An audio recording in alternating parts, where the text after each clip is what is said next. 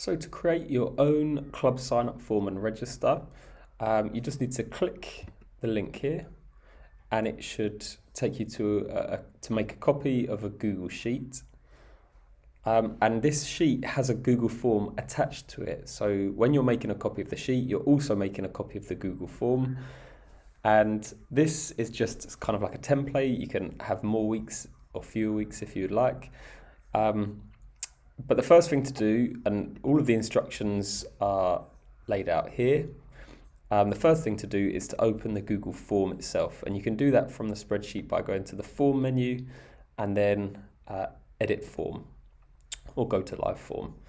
And at the moment it's very basic. It just says please only sign your child up once. You can change that to whatever's relevant at your school.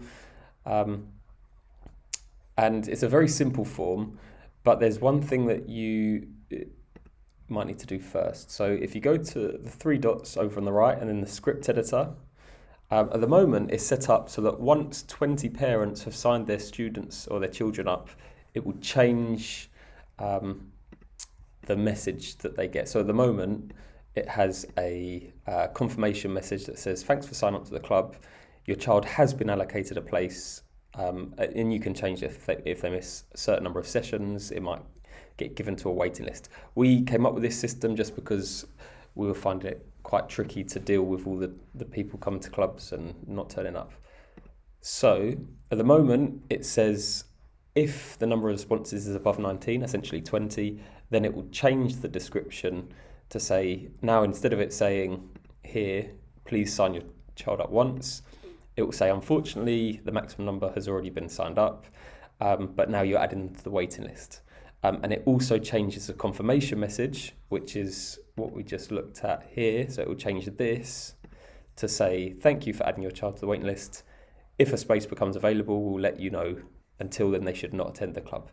So that parents know straight away whether their child has been invited to the club or not. Before that works, though, you have to click this run button that gets, you have to give it authorization. So when you click review permissions, and you just need to click allow. It might come up slightly different for you with like warnings from Google, and you just have to scroll down and click go to advanced, and then it will let you say that it's safe. But essentially that's just saying that it can change your form even when you're not there.